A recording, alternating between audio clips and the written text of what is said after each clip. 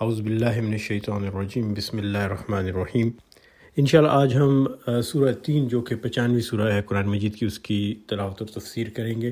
اور یہ سورہ میری بہت ہی پسندیدہ صورتوں میں سے ایک ہے، اور اس کو میں نے کئی دہائیوں تک پڑھا اور سمجھنے کی کوشش کی ہے، اور اس کے بارے میں بہت سارے اختلافات ہیں، بہت زیادہ اختلافات۔ پہلا اختلاف تو اس کے بارے میں یہ ہے کہ اس کی پہلی 3 آیات میں کوئی ربط نظر نہیں آتا، والتین والزیتون وطور سینین وہذا البلد الامین، کہ بھئی انجیر اور زیتون کا کیا تعلق ہے آپ کے کوہ طور سے یا طور سینا سے، اور کیا تعلق ہے مکہ کے شہر سے۔ اور پھر جو اگلی 2 آیات ہیں، لقد خلقنا الانسان فی احسن تقویم ثم رددناہ اسفل سافلین، ان کے اوپر بھی بڑے مختلف موقف اور اعتراضات ہیں کہ بھئی انسان کی تخلیق کا کیا تعلق ہے پہلی 3 آیات سے۔ دوسرا یہ کہ جب وہ اللہ تعالیٰ کہتا ہے کہ انسان کو اس نے اسفل سافلین کر دیا، اس کو نیچوں سے نیچ کر دیا، تو یہ کیا عمر کے لحاظ سے بات کی جا رہی ہے کہ بوڑھا کر دیا، یا اخلاق کے لحاظ سے بات کی جا رہی ہے کہ اخلاق کم ہو گئے، اور کیا اللہ نے اخلاق کم کیا، نعوذ باللہ۔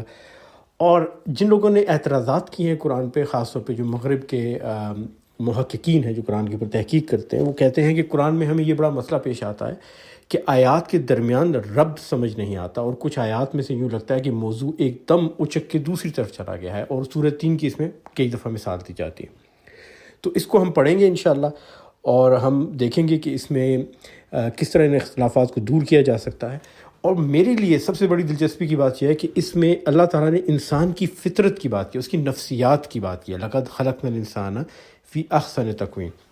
اور اس کو سائنسی لحاظ سے اگر پرکھا جائے تو بہت دلچسپ چیز سامنے آتی ہے، اور وہ یہ کہ جو سائنسی اور ماہرین نفسیات کی تحقیقات ہیں اور جو وہ پیش کرتے ہیں نظریہ انسان کی فطرت کا، وہ اللہ تعالیٰ کے بتائے ہوئے انسانی فطرت کے نظام کے بالکل مخالف ہے، 180 ڈگری کے درجے پہ الگ ہے اس سے۔ اور عموماً لوگ یہ اعتراض بھی کرتے ہیں کہ مسلمان جو ہیں یہ سائنسی تحقیقات کی چیزیں دیکھتے ہیں، جہاں سائنس نے کوئی چیز ثابت کر دی، پھر جا کے قرآن میں ڈھونڈتے ہیں اور نکال کے لاتے ہیں اور کہتے ہیں دیکھو قرآن سچ بول رہا ہے، اور ایسا ہوتا ہے۔ لیکن آج ہم ایسی بات کریں گے جو سائنس کی بالکل برخلاف جا رہی ہے، اور انشاءاللہ میں آپ کو یہ ثابت کر کے دوں گا اللہ کے حکم سے کہ جو قرآن کی بات ہے وہ سائنسی مشاہدے اور تجربے کے لحاظ سے زیادہ محکم اور صحیح ہے نسبتاً اس چیز کے جو کہ عہد حاضر کے ماہرین نفسیات اور سائنسدانوں نے اخذ کیا ہے۔ اور میرا پورا یقین ہے انشاءاللہ اللہ کے حکم سے آنے والے عرصے میں جب سائنس میں مزید تجربات ہوں گے اور مزید سمجھ پیدا ہوگی انسانی فطرت کی، تو سب لوگ اس پہ متفق ہوں گے کہ قرآن کا نظریہ، انسان کا نظریہ انسان جو قرآن نے پیش کیا ہے وہ محکم ہے اور وہ صحیح ہے، اور جو نظریہ اس وقت قائم کیا ہوا ہے لوگوں نے وہ باطل ہے اور غلط ہے۔ اور انشاءاللہ میری دعا ہے کہ اللہ تعالیٰ ہم مسلمانوں کو یہ توفیق دے کہ ایک دفعہ کوئی ایسی سائنسی چیز ہم بھی دریافت کر کے ثابت کریں جو قرآن کی روح سے صحیح ہے۔ آج تک ماشاءاللہ یہ سارا کام غیر مسلموں نے کیا ہے۔ آمین ثم آمین۔ تو شروع کرتے ہیں۔ بسم اللہ الرحمن الرحیم۔ والتین والزیتون، قسم ہے انجیر اور زیتون کی، وطور سینین اور طور سینا کی، وہذا البلد الامین اور اس پرامن شہر مکہ کی۔ تو پہلی آیت سے ہی اعتراضات کا سلسلہ شروع ہو جاتا ہے کہ بھئی یہ انجیر اور زیتون کا ذکر کیوں ہے، اور یہ انجیر اور زیتون کا کیا تعلق ہے طور سینا سے۔ تو بہت سے جو علماء ہیں ان کا اس کے بارے میں نظریہ ہے کہ انجیر اور زیتون سے مراد انجیر اور زیتون کے پھل ہیں۔ عام فہم میں بھی لوگ یہی سمجھتے ہیں اور یقین رکھتے ہیں، اور یقیناً انجیر اور زیتون کے بہت سے فوائد ہیں، اور میں نے دیکھا ہے کہ بہت سے مسلمان زبردستی انجیر اور زیتون کھا رہے ہوتے ہیں، حالانکہ ان کو ذائقہ بالکل پسند نہیں ہوتا۔ اور خاص طور پہ انجیر کے معاملے میں احتیاط برتنی چاہیے، اس سے آپ کا نظام ہضم متاثر ہو سکتا ہے زیادہ کھانے سے۔ اللہ تعالیٰ نے کبھی نہیں کہا کہ کسی بھی چیز کو حد سے زیادہ تجاوز کر جائیں، اور میں نے لوگوں کو دیکھا ہے کہ زیادہ کھانے کے بعد ان کی حالت غیر ہو جاتی ہے اور ان کے بہت سارے معدے کے اور پیٹ کے مسائل پیدا ہو جاتے ہیں۔ لیکن چونکہ قرآن میں اس کا ذکر آیا ہے تو ہم لوگ اس کو ایک طرح سے مذہبی فریضہ سمجھ کے کھاتے ہیں۔ اب ان آیات کے اوپر میں خود کافی عرصے تک بہت پریشان اور جزبز رہا، اور بہت سے علماء کی تفاسیر کو پڑھا، اور الحمدللہ اللہ تعالیٰ نے 19 مختلف مفسرین کی جو رائے ہے وہ میرے سامنے لائی، اور میں اس کو بہت ہی مختصر کر کے آپ کے سامنے بیان کرتا ہوں۔ تو پہلا نظریہ جو ہے وہ یہ ہے مفسرین کے درمیان کہ یہاں صرف انجیر اور زیتون کے پھل کی بات ہوئی ہے، اور جو مفسرین اس بات کو سمجھتے ہیں کہ صحیح ہے وہ ان میں حسن بصری ہیں، اکرمہ ہے، عطا بن ابی رباح ہیں، جابر بن زید ہیں، مجاہد اور ابراہیم تحیی ہیں۔ لیکن کچھ اور علماء اس کے اوپر اعتراض کرتے ہیں۔ ان کا کہنا ہے کہ 3 سے مراد دمشق اور شام کا علاقہ ہے، یا اس سے مراد وہ پہاڑ ہے جہاں پہ نوح علیہ السلام کی کشتی رکی تھی اور انہوں نے وہاں ایک مسجد بھی بنائی، اور چونکہ اس علاقے میں بہت زیادہ انجیر کے درخت تھے تو اس کو عرب تین کہا کرتے تھے، انجیر کہا کرتے تھے اس علاقے کو۔ اور زیتون سے مراد جو ہے وہ بیت المقدس کا علاقہ ہے، کیونکہ یروشلم کے شہر کے باہر باقاعدہ ایک پہاڑ ہے جس کو زیتون کا پہاڑ کہا جاتا ہے، اولیو ماؤنٹن، اور وہاں پر عیسیٰ علیہ السلام نے اپنا بہت مشہور زمانہ خطبہ دیا تھا۔ اور عربوں کے ہاں یہ رواج تھا کہ جس علاقے میں جو پھل یا پیداوار بہت زیادہ ہو اس کو اس کے نام سے منسوب کر دیتے تھے۔ اب بظاہر یہ بات تھوڑی سی عجیب لگتی ہے کہ بھئی جس علاقے میں جو چیز پیدا ہو تو اس علاقے کو اس نام سے کیسے منسوب کرتے ہیں، لیکن میں آپ کو مثال دیتا ہوں کہ آج کل کے زمانے میں بھی یہ ہوتا ہے۔ ایک ملک ہے قازقستان، اس ملک کا جو سب سے بڑا شہر ہے اس کا نام ہے الماتی۔ اس علاقے میں سیب بہت پائے جاتے ہیں، 50 سے زیادہ جنگلی اقسام کے سیب جو ہیں اس شہر کے ارد گرد پہاڑوں پہ پائے جاتے ہیں، اور قازق زبان میں سیب کو آلما کہتے ہیں۔ تو علاقے کا نام رکھا گیا آلما تاؤ۔ تاؤ کا مطلب ہے پہاڑ، آلما کا مطلب ہے سیب، تو سیب والا پہاڑ۔ روسی زبان میں یہ آلما آتا ہو گیا اور اس کے بعد یہ آلما آتی ہو گیا۔ آج بھی اگر آپ وہاں جا کر لفظ آلما استعمال کریں تو اس سے مراد یا تو سیب ہے یا وہ شہر ہے جس کے گرد بہت سارے سیب پائے جاتے ہیں۔ اسی طرح ایک اور ملک ہے جس کا نام ہے امریکہ، اس سے شاید آپ زیادہ واقف ہوں قازقستان کی نسبت۔ تو یہاں پہ ایک ریاست ہے کیلیفورنیا، اور وہاں پہ ایک کاؤنٹی ہے جس کا نام ہے اورنج کاؤنٹی، اور وہ اس کو اورنج کاؤنٹی اس لیے کہتے ہیں کہ وہاں پہ اورنجز کے یعنی مالٹوں کے بہت سارے درخت ہیں۔ تو اگر آپ پوچھیں کون سی کاؤنٹی ہے تو وہ کہیں گے اورنج۔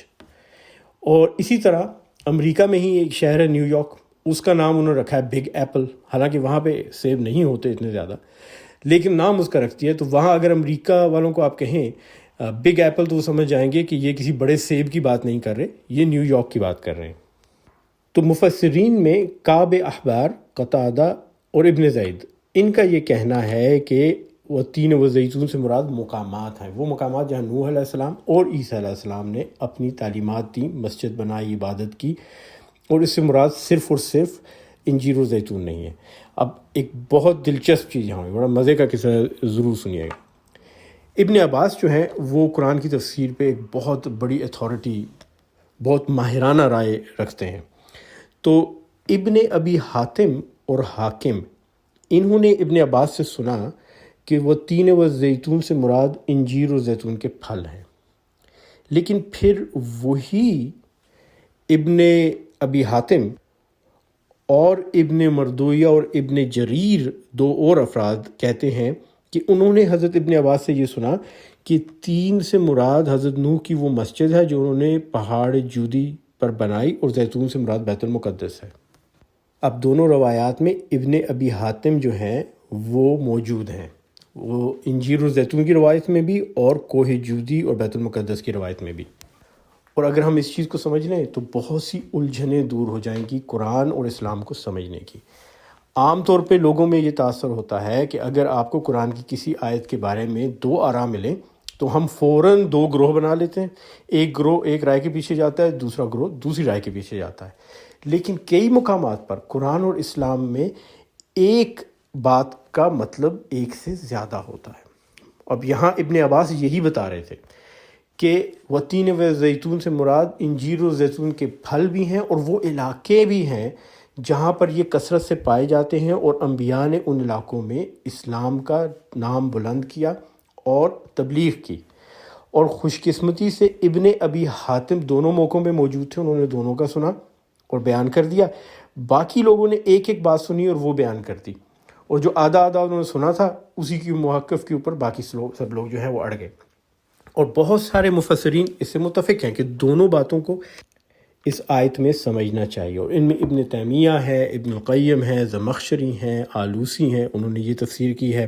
اس کے علاوہ ابن جریر، حافظ ابن کثیر، انہوں نے بھی اس بات کو مانا ہے۔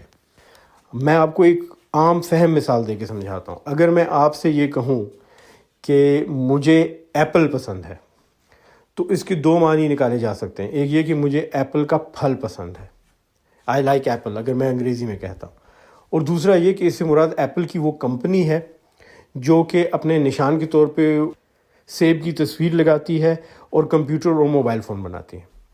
اب اگر یہ رائے آپ کے سامنے پیش کر دی جائے، دو آراء پیش کر دی جائیں، تو دو گروپ بن سکتے ہیں. ایک گروپ کہے کہ نہیں، ڈاکٹر خان جب کہتے ہیں آئی لائک ایپل تو ان کا مراد ہے کہ انہیں پھل پسند ہے، اور دوسرا گروپ کہے کہ جب وہ کہتے ہیں آئی لائک ایپل تو ان کو کمپنی پسند ہے. اور خوب اختلافات 1400 سال، 1500 سال، 2000 سال تک چل سکتے ہیں. لیکن اگر آپ مجھ سے پوچھیں گے کہ آپ کو کیا پسند ہے، سیب کا پھل یا ایپل کمپنی، تو میں کہوں گا جی دونوں پسند ہیں مجھے. اور جب میں نے کہا کہ آئی لائک ایپل تو میری مراد دونوں سے تھی. اب دوبارہ پڑھیے سورہ 3 کو. بسم اللہ الرحمن الرحیم. والتین والزیتون، قسم ہے اس مقام کی جہاں انجیر کے درخت ہیں اور نوح علیہ السلام نے اپنی کشتی اتار کر مسجد بنائی اور اللہ کی عبادت کی، اور اس مقام کی جہاں زیتون کے درخت ہیں اور عیسیٰ علیہ السلام نے اپنا مشہور زمانہ خطبہ دیا. وطور سینین، اور اس پہاڑ کی، سینا کی وادی میں جہاں موسیٰ علیہ السلام کو اللہ تعالیٰ نے وحی دی. وَهَذَا الْبَلَدِ الْأَمِينِ، اور اس پرامن شہر مکہ کی جہاں ابراہیم علیہ السلام نے اللہ کی عبادت کے لیے گھر بنایا، اسماعیل علیہ السلام نے اللہ کا نام لیا، اور نبی پاک صلی اللہ علیہ وسلم نے اسلام کی تبلیغ اور ترویج کی.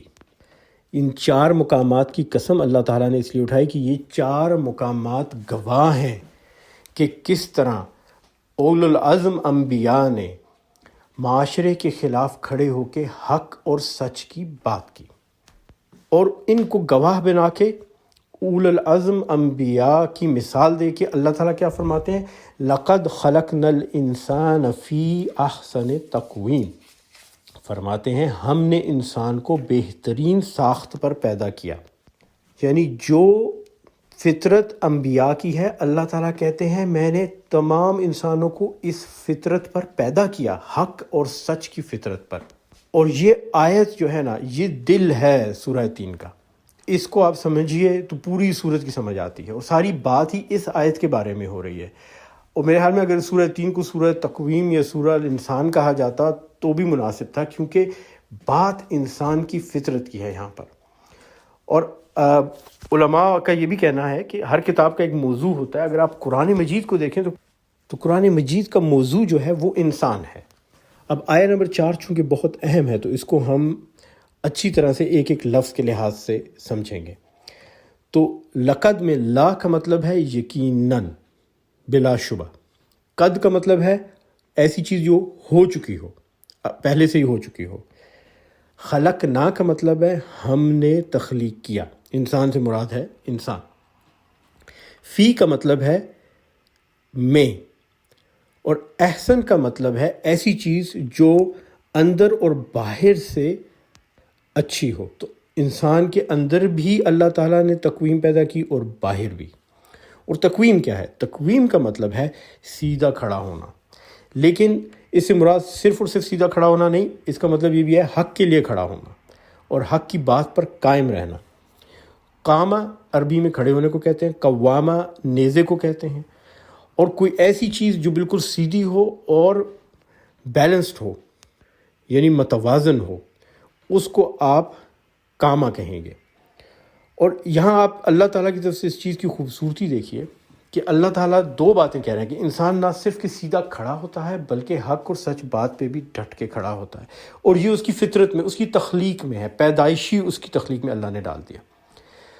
اور انسانوں میں آپ دیکھیے گا کہ پوری کرۂ ارض پہ جو مخلوقات پائی جاتی ہیں ان میں صرف ایک مخلوق ہے جو سیدھی کھڑی ہو کے چلتی ہے، وہ ہے انسان. اگر کوئی غیر انسانی مخلوق، کوئی خلائی مخلوق اس کرۂ ارض پر آئے تو پہلی چیز وہ یہ دیکھیں گے کہ ان تمام مخلوقات میں ایک مخلوق بالکل یگانہ ہے، جدا ہے، باقی سب سے منفرد ہے، اور وہ انسان کے سیدھا چلتے ہیں. باقی کچھ جانور بھی سیدھے کھڑے ہو جاتے ہیں، بندر ہے، گوریلا ہے، بھالو ہے، میئر کیٹس ہیں، لیکن وقتی طور پر. اس کے بعد پھر واپس نیچے جھک جاتے ہیں. انسان سیدھا کھڑا رہتا ہے. اور اللہ تعالیٰ کہتا ہے اسی طرح تمہاری فطرت بھی، جس طرح تمہاری حیت ہے سیدھا کھڑا ہونے کی، تمہاری فطرت میں بھی سیدھا ڈٹ کے کھڑا ہونا ہے، جو باقی مخلوقات سے مختلف ہے.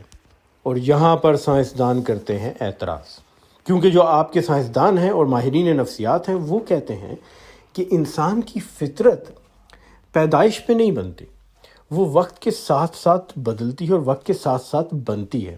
اور وہ کہتے ہیں کہ انسان کی فطرت یا اس کی جو نفسیات ہے اس میں سب سے اہم چیز ہے اس کی بقا، زندہ رہنا۔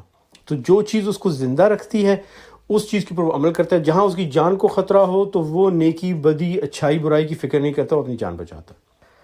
اب ایک بہت مشہور ماہر نفسیات ہیں سگمنڈ فرائڈ، انہوں نے تو کہا کہ نہیں بھائی، بقا کو بھی چھوڑو، انسان تو اپنی جنس پرستی اور جنسی ہوس کے تحت ہر کام کرتا ہے۔ اور اس میں ان کی شاید یہ دلیل بھی تھی کہ بھائی جنسی ہوس کی ایک وجہ یہ ہے کہ ہم اپنی مزید اولاد پیدا کرنا چاہتے ہیں اور مزید نسل بڑھانا چاہتے ہیں۔ لیکن وہ تو اس حد تک گئے کہ انہوں نے کہا کہ انسان کی ہر خواہش، انسان کا ہر عمل، انسان کی ہر سوچ اور ہر رشتہ جنسی خواہشات اور شہوت کی وجہ سے ہوتا ہے۔ یہاں تک کہ انہوں نے کہا نعوذ باللہ کہ ماں باپ کا اولاد کا جو رشتہ ہے وہ بھی جنسی ہوس کی وجہ سے ہوتا ہے، لیکن یہ ان کی سب کانشیس میں، دماغ کے نچلے حصے میں، تحت شعور میں ہوتا ہے، سامنے نہیں ہوتا۔ الحمدللہ، اللہ کا شکر ہے کہ سگمنڈ فرائڈ کی بہت ساری تھیوریز اس کو ملا کے غلط ثابت ہو رہی ہیں اور بہت سی ہو چکی ہیں۔ لیکن سائنسدان اور ماہرین یہ بھی کہتے ہیں کہ انسان کے اندر اگر کوئی اخلاقی اقدار پیدا ہوتی ہیں تو وہ ان کے معاشرتی دباؤ کی وجہ سے ہوتی ہیں۔ جس معاشرے میں آپ پیدا ہوتے ہیں وہاں آپ قانون دیکھتے ہیں، لوگوں کی پسند ناپسند دیکھتے ہیں، اس کے لحاظ سے آپ کے اندر اچھائی یا برائی کی سمجھ پیدا ہوتی ہے اور شعور پیدا ہوتا ہے۔ تو بقول ان کے انسان کے اندر کچھ اچھائی نہیں ہے، جانوروں والا وحشی پن ہے، اور باہر کا جو ماحول ہے اور جو آپ کا معاشرہ ہے وہ آپ کے اندر انسانیت یا شعور کو پیدا کر دیتا ہے۔ اور پھر ان کا یہ بھی کہنا ہے کہ اچھے برے کا تصور جو ہے وہ کوئی ایک محکم تصور نہیں ہے، ایک کوئی پکا تصور نہیں ہے، یہ وقت کے ساتھ ساتھ بدلتا رہتا ہے۔ ایک معاشرے میں ایک چیز اچھی ہے، دوسرے معاشرے میں وہ بری ہے، ایک ملک میں ایک چیز اچھی ہے، دوسرے معاشرے میں بری ہے۔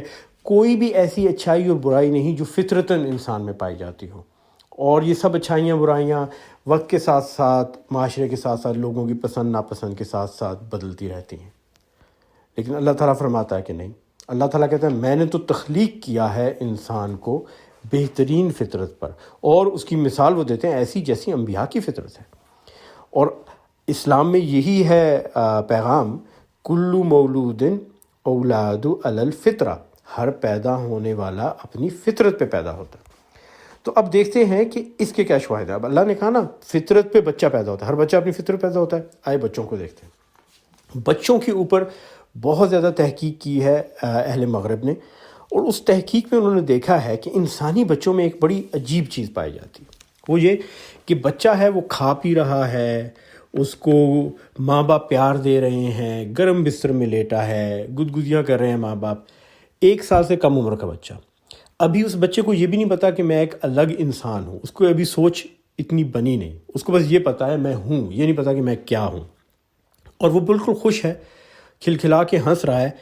اگر اس کو ایک اور بچے کے رونے کی آواز آئے گی تو وہ رونا شروع کر دے گا، اور اس کی کوئی تک نہیں بنتی، کیونکہ اس کا تو پیٹ بھرا ہے، اس کو تو بقا کا، زندہ ہونے کا کوئی مسئلہ نہیں۔ بقول سگمنڈ فرائڈ صاحب کے ابھی تو اس کی جنسی خواہشات بھی نہیں پیدا ہوئیں، تو وہ کیوں رو رہا ہے ایک اور بچے کے رونے پہ؟ اس کے اوپر جرمن جو علماء ہیں انہوں نے تحقیق کی، اور اس میں 2 بڑے مشہور نام ہیں، ایک ہے ڈاکٹر روڈولف ہرمن لوتزا اور دوسرے ہیں رابرٹ وشر۔ ان دونوں نے کہا کہ یہ جو کیفیت ہے اس کا نام ہے آئن فوہلانگ۔ جرمن زبان میں آئن کا مطلب ہوتا ہے اندر، فوہلانگ کا مطلب ہے فیلنگ، یعنی آپ کا احساس۔ انگریزی میں اس کو انہوں نے ایمپتھی کہا، اور ایمپتھی سے مراد ایک ایسی صلاحیت ہے کہ آپ دوسرے کے درد کو محسوس کرتے ہیں جبکہ آپ کو وہ درد نہ ہو رہا ہو، اور بچوں میں یہ چیز 1 سال سے کم عمر میں دیکھی گئی۔ اچھا، وقت کے ساتھ ساتھ یہ مزید بڑھتی ہے۔ جب بچہ 1 سال کا ہوتا ہے نا تو وہ دیکھتا ہے کسی بچے کی انگلی پہ چوٹ لگی، وہ رو رہا ہے، تو یہ بچہ اپنی انگلی اپنے منہ میں رکھ کے چباتا ہے تاکہ اس کو پتہ چلے کہ درد کی کیفیت کیسے ہوتی ہے۔ اس کو موٹر میمکری کہتے ہیں۔ اور جو رونا ہے دوسرے بچے کا رونا سن کے اس کو کہتے ہیں سمپیتھیٹک ڈسٹریس۔ اب بچہ سوچتا ہے اور سمجھنے کی کوشش کرتا ہے دوسرے کے درد کو، اور اس کو اپنے اوپر طاری کرتا ہے۔ جب مزید بڑا ہوتا ہے تو پھر وہ تسلی اور دلاسے دیتا ہے، وہ جاتا ہے روتے ہوئے بچے کے پاس، اس کو جا کے تھپکیاں دیتا ہے، اس کو کھلونے دیتا ہے، اس کو کہتا ہے مت رو، اپنی ماں بہن کو پکڑ کے لے کے جائے گا اور کہے گا اس بچے کو چپ کراؤ، یہ رو رہا ہے، اور جا کے اس کو پیار کرے گا، کبھی کبھی اس کو دھمکی بھی دے گا چپ کر جاؤ، نہیں رونا۔ اور مزے کی بات یہ اکثر اسی بچے نے شرارت کر کے دوسرے کو رلایا ہوتا، اسے کوئی کھلونا چھینا یا اسے مارا چھینا جھپٹے ہوئی، جیسے ہی دوسرے بچے نے رونا شروع کیا اس کے اندر کی ایمپتھی بیدار ہوگی۔ اب ایمپتھی کو کیا کہتے ہیں اردو میں؟ اس کے لیے لفظ ہوگا ہم دلی، یعنی آپ کا دل دوسرے کے دل کی طرح ہو جائے۔ ہمدردی نہیں ہے، ہمدردی ہوتی ہے سمپتھی، وہ ہے کہ آپ کو احساس ہے کہ دوسرے کو تکلیف ہے، لیکن دوسرے کی تکلیف کو محسوس کرنا، منہ میں انگلی ڈال کے چبانا کہ دوسرے کی انگلی پہ چوٹ لگی میں دیکھوں کہ تکلیف کیسی ہوتی ہے، یہ ہم دلی ہے، یہ ہمدردی سے اوپر کا جذبہ ہے، اور یہ پیدائش پہ انسان کے اندر ہے۔ جب عمر مزید بڑی ہوتی ہے اور میری آپ کی عمر کو لوگ پہنچتے ہیں تو پھر ان کے اندر ایک چیز پیدا ہو جاتی ہے جس کو کہتے ہیں ایمپیتھک ڈسٹریس اور ایمپیتھک اینگر، یعنی آپ کی طبیعت بوجھل ہو جاتی ہے دوسرے کی تکلیف دیکھ کے، اور آپ کو غصہ آتا ہے دوسرے کی تکلیف دیکھ کے۔ آپ گھر میں بیٹھے ہیں، کھانا کھایا ہے، پیٹ بھرا ہے، آپ بالکل خوش باش ہیں، آپ کی بقا کے کوئی مسئلے نہیں، زندہ رہنے کے کوئی مسئلے نہیں، آپ کی جنسی خواہشات بھی پوری ہو چکی ہوں گی، شادی شدہ ہیں، بیوی بچے ہیں، سب کچھ، اپنے مزید نسل بھی پیدا کر دی، بیٹھے ہوئے ہیں، ٹی وی دیکھ رہے ہیں، اور ٹی وی میں آپ کو نظر آتا ہے جناب کہ کہیں کسی جگہ پہ معصوم بچوں عورتوں کو بہیمانہ طور پہ قتل کیا گیا، آپ کو غصہ چڑھ جاتا ہے، آپ کا بلڈ پریشر اونچا ہو جاتا ہے، آپ کے دل میں وہ درد محسوس ہوتا ہے۔ یہ ہے ایمپتھی اور ہمدلی، یہ ہے لقد خلقنا الانسان فی احسن تقویم، اور یہ ہے وہ بات جہاں ماڈرن سائنس، جدید سائنس ہار جاتی ہے قرآن سے، کہ بھائی یہاں تو کوئی بقا کا مسئلہ نہیں، یہاں پہ تو کوئی جنسی شہوت کا مسئلہ نہیں، دوسرے کی تکلیف دیکھ کے آپ کے دل میں تکلیف جو پیدا ہوتی ہے وہ ہے احسن تقویم۔ اس کی مثال اللہ تعالیٰ نے انبیاء کی دے کے کہا کہ یہ جگہیں گواہ ہیں، جودی کا پہاڑ، بیت المقدس، کوہ سینا میں کوہ طور، اور وادی جس میں مکہ ہے، یہ گواہ ہیں ان انبیاء کی جنہوں نے اپنے معاشرے کے خلاف آواز اٹھائی اور انسان کی تکلیف کو سمجھا اور اسے دور کرنے کی کوشش کی، اور اپنے علاقے میں، اپنی قوموں میں جو مظلوم لوگ تھے ان کی حمایت کی۔ اب یہاں پر دوسری بات بھی سائنسدانوں کی غلط ثابت ہوگی، انہوں نے کہا کہ آپ کے ہاں اچھائی برائی کا تصور معاشرے سے پیدا ہوتا ہے، آپ معاشرے کو دیکھتے ہیں، لوگوں کی پسند ناپسند کو دیکھ کے کہتے ہیں یہ کام اچھا ہے برا ہے۔ تو مثالیں لیں، نوح علیہ السلام کے لوگ، وہ تو کہتے تھے کہ خدا کی عبادت مت کرو، وہ تو ظالم لوگ تھے، لیکن نوح علیہ السلام ان کے خلاف ڈٹ کے کھڑے ہو گئے۔ موسیٰ علیہ السلام کی مثال لیجئے، موسیٰ علیہ السلام کو تو فرعون کے آگے مرغوب ہو جانا چاہیے تھا، فرعون نے دھمکیاں دی ان کے لوگوں کی نسل کی بقا کا مسئلہ بن گیا، فرعون فوج لے کے ان کو مارنے کے لیے نکلا، لیکن وہ حق بات پہ قائم رہے کہ نہیں، وہ بنی اسرائیل کو آزاد کروائیں گے، فرعون کی غلامی نہیں مانیں گے، ایک خدا پہ یقین کریں گے اور ملک چھوڑ کے چلے جائیں گے، ہجرت کر جائیں گے۔ حالانکہ چاہیے تو یہ تھا کہ وہ فرعون کے ساتھ مفاہمت کر لیتے، کچھ لین دین کر کے، کچھ باتیں اس کی مانتے، کچھ باتیں وہ ان کی مانتا، اور سیلف پریزرویشن، بقا، اس کے اوپر وہ توجہ دیتے، لیکن انہوں نے ایسا کوئی نہیں کیا۔ ابراہیم علیہ السلام کو پکڑ کے انہوں نے آگ میں ڈالنے کی کوشش کی، لیکن انہوں نے حق کی بات کی، اور ان سے پوچھا گیا کہ تم اپنا اگر رویہ بدلا لو اور اپنا موقف بدلا لو تو ہم تمہیں آگ میں نہیں پھینکیں گے، لیکن انہوں نے کہا نہیں، میں اپنی فطرت سے انحراف نہیں کروں گا، جو چیز غلط ہے وہ غلط ہے۔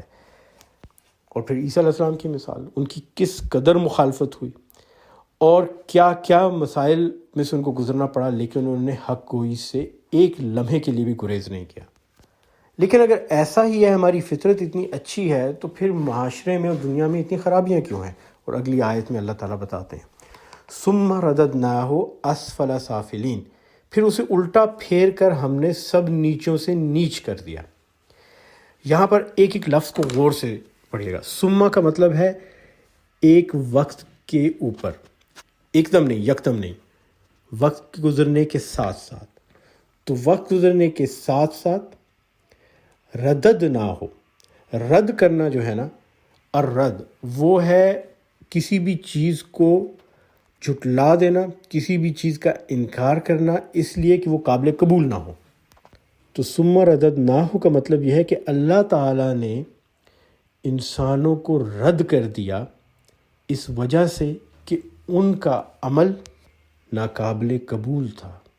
تو کہاں وہ انسانیت کی معراج پہ تھے پیغمبروں والی فطرت کے ساتھ، اور پھر جب انہوں نے اپنی فطرت سے روگردانی کی اور اپنی فطرت کے خلاف چلے، اور ان کو اللہ نے وقت دیا، ثم ایک خاص وقت کے اوپر ہی ہوا، راتوں رات نہیں ہوتا، بتدریج ہوتا رہا، اور اللہ تعالیٰ نے موقع دیتا رہا صحیح ہونے کا، اور انہوں نے اس موقع سے فائدہ نہیں اٹھایا، تو پھر اللہ نے انہیں رد کر دیا کیونکہ ان کے اعمال قبول کرنے کے قابل نہیں تھے۔ اور رد کر کے کیا کر دیا؟ اسفل سافلین۔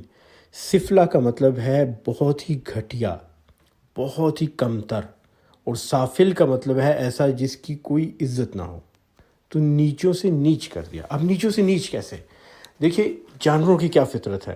جانور کے بچے جب پیدا ہوتے ہیں نا، وہ ایک دوسرے سے مقابلہ کرتے ہیں، اور کچھ جانور ایسے ہیں ان کے بچے ایک دوسرے کو کھا جاتے ہیں، اپنے ساتھ والے بہن بھائیوں کو جب خوراک میں مقابلہ ہو تو وہ ان کو مار دیتے ہیں یا کھا جاتے ہیں۔ اس کے مقابلے میں انسان کی فطرت کیا ہے کہ بچے کا اپنا پیٹ بھرا ہے اور دوسرے بچے کے رونے پہ وہ رو رہا ہے۔ پھر جانوروں میں یہ بھی ہے کہ ماں باپ اپنے بچوں کو کبھی کبھی مار دیتے ہیں، خاص طور پہ سانپ ہے، شیر ہے، بہت سے اور جانور ہیں، جب ان کو یہ لگے کہ یہ بچہ خوراک میں بھی میرا مقابلہ کر رہا ہے یا بڑا ہو کے یہ میرے ساتھ مقابلہ کرے گا، حاوی ہونے کی کوشش کرے گا، تو اس کو بچپن میں ہی مار دیتا ہے۔ انسان کے اندر کیا ہے کہ وہ اپنے بچے کو بڑی عمر تک بہت احتیاط سے پالتا ہے، اپنی جان کے اوپر بنا لے گا، اپنی جان ضائع کر دے گا، بچے کی جان ضائع نہیں ہونے دے گا۔ پھر جانور دوسرے جانور کو مارتے ہیں، اپنی قسم کو بھی اور دوسری اقسام کو بھی، خوراک کی تلاش میں، بھوک میں، یا ان کی جنسی جب خواہشات ہوتی ہیں، جیسا سگمنڈ فرائیڈ نے دیکھا کہ اگر ان کی شہوت ہو، جنسی خواہش ہو، تو مقابلے پہ آ کے ایک دوسرے سے لڑتے ہیں، مارتے ہیں ایک دوسرے کو۔ لیکن انسان کے اندر آپ یہ دیکھیں گے کہ انسان جب اپنی فطرت سے روگردانی کرتا ہے تو وہ انسان جو دوسرے کا درد دیکھ کے اپنے دل میں محسوس کرتا ہے، وہ اس قدر نیچ ہو جاتا ہے کہ وہ بغیر بھوک کے، بغیر خواہش کے دوسرے انسان کو مار دیتا ہے۔ جس طرح ایٹم بم گرا کے پورے شہروں کو تباہ کرنا، ہیروشیما ناگاساکی کو، 2.5 لاکھ لوگوں کو زندہ جلا دینا، عورتوں کو، بچوں کو، مردوں کو، جن کو آپ جانتے بھی نہیں، آپ کا نہ ان کے ساتھ خوراک میں مقابلہ ہے، نہ آپ کا ان کے ساتھ جنسی شہوت یا اولاد بڑھانے میں مقابلہ ہے، آپ ان کو جانتے بھی نہیں، لیکن آپ نے ان کو تباہ و برباد کر دیا۔ اور اتنی بد فطرت کسی کم سے کم تر جانور کی بھی نہیں۔ تو اس لیے اللہ نے کہا ثم رددناہ اسفل سافلین۔ جب ان کے عمل ناقابل قبول ہو گئے تو اللہ نے رد کر دیا، اور وہ گھٹیا سے گھٹیا ترین ہو گئے، اشرف المخلوقات سے نیچے گر کے سب سے کم ترین درجے سے بھی نیچے چلے گئے۔ اور یہاں پہ انسانی جذبات کیسے بدلتے ہیں؟ ایک طرف ہمدلی، ایمپتھی تھی، دوسری طرف آ جاتا ہے ایپتھی۔ ایپتھی یہ ہے کہ آپ کوئی بھی احساس نہیں کرتے دوسرے کی تکلیف ہے، دوسرا تکلیف میں اور آپ کو کچھ احساس نہیں ہوتا۔ اور پھر اس سے آگے ایک اور بری چیز ہے جس کو کہتے ہیں اینٹیپتھی۔ اینٹیپتھی یہ ہے کہ آپ اپنی نفرت میں دوسرے کا نقصان دیکھ کے خوش ہوتے ہیں۔ اب وہی شخص جس نے ٹی وی پہ دیکھا کہ عورتیں، بچے معصوم قتل ہو رہے ہیں اور اس کا بلڈ پریشر اوپر ہو گیا، اسے غصہ آ گیا، وہی شخص ٹی وی پہ جب ایک خاص نسل کے عورتوں بچوں کو مرتے دیکھتا ہے تو وہ کہتا ہے بہت اچھا ہوا، ان کی نسل اسی قابل ہے، یہ قوم اس قابل ہے، یہ ملک اس قابل ہے۔ اس کے اندر خوشی کی ایک لہر دوڑتی ہے دوسرے کی تکلیف دیکھ کے۔ تو یہ جو اینٹیپتھی ہے نا، اس سے بہت سارے نفسیاتی مسائل اور مجرمانہ ذہنیت پیدا ہوتی ہے، جس کو ہم سائیکوپیتھ اور سوشوپیتھ کہتے ہیں۔ یہ وہ لوگ ہیں جن کو معاشرے میں دوسرے لوگوں کا احساس نہیں۔ یہ وہ ہیں جو بچوں کو مار دیتے ہیں، جو سیریل کلر ہوتے ہیں، جو دوسرے کو تکلیف دیتے ہیں، اس تکلیف میں ان کو خوشی اور راحت محسوس ہوتی ہے، جو کسی جانور میں نہیں۔ جانور اپنی خوراک کے لیے شکار کرتا ہے۔ سانپ کو کسی کو کاٹ کے کبھی خوشی محسوس نہیں ہوئی، اس نے خوف میں کاٹا اپنے آپ کو بچانے کے لیے یا کھانے کے لیے۔ اسی طرح شیر چیتے کو شکار کرنے کے بعد وہ اپنی بھوک ختم کرتا ہے، اسے کوئی خوشی محسوس نہیں ہوتی تکلیف دیکھ کے اگلے جانور کی، اس کو مار کے پھینک کے نہیں چلا جائے گا وہ۔ لیکن انسان اس درجے تک پہنچتا ہے جہاں وہ اینٹیپتھی اور ایپتھی کا شکار ہو جاتا ہے۔ لیکن ایسا سب کے ساتھ نہیں ہوتا، کچھ لوگوں میں ایسا نہیں ہوگا، کون ہے وہ لوگ جو اپنے مقام سے نہیں گریں گے؟ اگلی آیت میں اللہ تعالیٰ ان کو بیان کرتا ہے، الا الذین آمنوا وعملوا الصالحات فلہم اجر غیر ممنون، سوائے ان لوگوں کے جو ایمان لائے اور نیک عمل کرتے رہے کہ ان کے لیے کبھی ختم نہ ہونے والا اجر ہے۔ یہاں پر ایک اور چیز بھی واضح ہو گئی۔ کچھ مفسرین یہ کہتے ہیں جی کہ ثم رددناہ اسفل سافلین کا مطلب یہ ہے کہ انسان جوان تھا، تگڑا تھا، اور پھر وہ بوڑھا ہو گیا اور کمزور ہو گیا، لیکن یہ بات صحیح نہیں، کیونکہ پھر آپ یہ نہیں کہہ سکتے سوائے ان لوگوں کے جو ایمان لائے، تو کیا جو لوگ ایمان لائے نیک عمل کرتے رہے وہ کبھی بوڑھے نہیں ہوتے؟ تو یہ بات نہیں ہے۔ یہاں ثم رددناہ اسفل سافلین کا مطلب یہی ہے کہ وہ اخلاقی طور پہ گر گیا اور کم سے کم تر ہو گیا۔ تو کون لوگ ہیں جو ایسے نہیں ہوں گے؟ وہ جو ایمان لائے اور نیک عمل کیے۔ صرف ایمان سے بات نہیں بنے گی۔ اور یہاں مجھے ایک واقعہ یاد آتا ہے، جہاں میری 5 سالہ بیٹی جو ہے اس نے مجھ سے ایک سوال کیا، اور اس سوال سے میرے اسلام کے بارے میں عقائد جو تھے وہ بہت مضبوط ہو گئے، اور مجھے بہت سی چیزیں اس کے سوال سے سمجھ آئیں۔ میں اس کو قصہ سنا رہا تھا، کہانی سنا رہا تھا ابلیس کی، شیطان کی، آدم علیہ السلام کی۔ تو وہ قصہ سنتے سنتے 5 سال کی تھی، اور اس نے ایک ایسا سوال کیا جو میرے حال میں ہم بڑی عمر کے لوگ نہیں کرتے، ہم ڈرتے ہیں ایسے سوال کرتے ہوئے لوگوں سے، معاشرے سے۔ مجھ سے پوچھنے لگی کہ ابلیس اللہ پہ یقین کرتا ہے؟ میں نے کہا ہاں بالکل کرتا ہے، وہ تو فرشتوں کا سردار تھا، اور اللہ تعالیٰ نے اس کو احکامات دیے اور ان کو بجا لاتا تھا، اور اللہ تعالیٰ سے اس نے بات بھی کی، قرآن میں اس کا ذکر ہے۔ کہنے لگی کہ انبیاء پہ بھی یقین ہے اس کا؟ تو میں نے کہا ہاں، اس نے سب انبیاء کو آتے دیکھا ہے، اور اس نے دیکھا ہے کہ ان پہ وحی نازل ہوتی ہے، تو یقین ہے۔ اگر وہ انکار بھی کرے تو دل میں تو اس کی یقین ہے۔ اور کبھی کہیں ہم نے یہ نہیں سنا کہ ابلیس نے انکار کیا ہو اللہ تعالیٰ کی ذات کا، اور وہ اللہ تعالیٰ کے ساتھ شرک بھی نہیں کرتا۔ ابلیس کچھ بھی کر دے، شرک کبھی نہیں کرے گا۔ وجہ یہ ہے کہ وہ تو اپنے آپ کو بہت بڑی چیز سمجھتا ہے۔ آدم علیہ السلام کے ساتھ جھگڑا ہی اس کا یہ تھا کہ وہ کہتا تھا میں برتر ہوں آدم علیہ السلام سے، تو اللہ کے برابر کسی کو کیسے سمجھے گا؟ وہ تو کہتا ہے اللہ کے بعد مجھ سے بڑی کوئی چیز نہیں ہے، یہ اس کا سارا مسئلہ ہے۔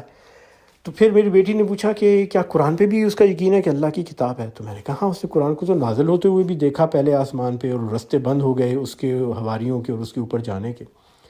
تو مجھے کہنے لگی اس کا مطلب ہے ابلیس مسلمان ہے۔ میں ایک لمحے کے لیے چپ ہو گیا، میں نے کہا نہیں، مسلمان نہیں۔ کہنے لگی کیوں؟ اللہ پہ ایمان ہے، نبی پہ ایمان ہے، اور قرآن پہ بھی ایمان ہے، جانتا ہے وہ۔ تو میں نے کہا اس لیے کہ وہ اعمال نہیں کرتا۔ اور اس دن مجھے سمجھ آئی کہ صرف اللہ پہ ایمان لانے پہ، نبی پاک صلی اللہ علیہ وسلم پہ ایمان لانے پہ، 1000 دفعہ درود شریف پڑھنے سے اور قرآن پڑھنے سے اس وقت تک ہم مسلمان نہیں ہو سکتے جب تک ہم عمل نہ کریں۔ اور یہی بات یہاں اللہ نے کہی کہ تم اپنی فطرت سے ہٹ جاؤ گے اگر تم ایمان لا کے نیک اعمال نہیں کرو گے، الا الذین آمنوا وعملوا الصالحات۔ اور اگر ایسا کرو گے تو کیا ہوگا؟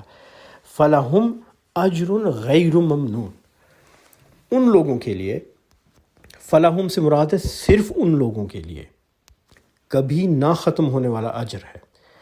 ممنون جو لفظ ہے نا، وہ نکلا ہے عربی کے لفظ من سے۔ من سے مراد ہیں 2 چیزیں، ایک تو یہ کہ کسی کام کی توقع رکھنا، اور دوسرا یہ کسی چیز کا کٹ جانا۔ مثلا المنین الغبا کہتے ہیں کہ جب ایک طوفان آئے ہوا کا اور اس میں ریت اتنی اڑے کہ آپ کو نظر نہ آئے، تو آپ کی جو دیکھنے کی صلاحیت ہے وہ کٹ جائے، آپ کو پتہ نہ ہو آگے کیا ہے، تو اس کو بھی من کہا جائے گا۔ اور دوسرا یہ کہ آپ جب کسی سے کوئی توقع رکھیں کسی چیز کی، تو اس کو بھی من کہتے ہیں۔ اور اللہ کہتا ہے یہ غیر ممنون ہے۔ ایک تو یہ اجر ختم ہونے والا نہیں، کٹنے والا نہیں، لگاتار چلے گا، اور اس اجر کے بدلے میں آپ سے کچھ نہیں مانگا جائے گا۔ یعنی اللہ تعالیٰ اجر دے رہا ہے، اعمال آپ نے پہلے کر دیے، اس کے بعد ایک ایسا اجر مل رہا ہے جس کا لامتناہی سلسلہ ہے، نہ ختم ہونے والا، اور اس کے بدلے میں آپ کو کچھ کرنا نہیں ہے۔ ہمارے زمانے میں اس چیز کو کہتے ہیں پینشن۔ یعنی آپ نے نوکری کی، 20-30 سال کام کر لیا، اس کے بعد آپ بیٹھے ہیں اور آپ کو ایک لگاتار پینشن ملی جا رہی ہے، ہر مہینے ملی جا رہی ہے، جتنا جب تک آپ جی رہے ہیں آپ کو ملے گی، اور اس پینشن کے بدلے میں آپ نے جا کے کام کچھ نہیں کرنا۔ تو پینشن جو ہے نا، یہ ہے غیر ممنون اجر۔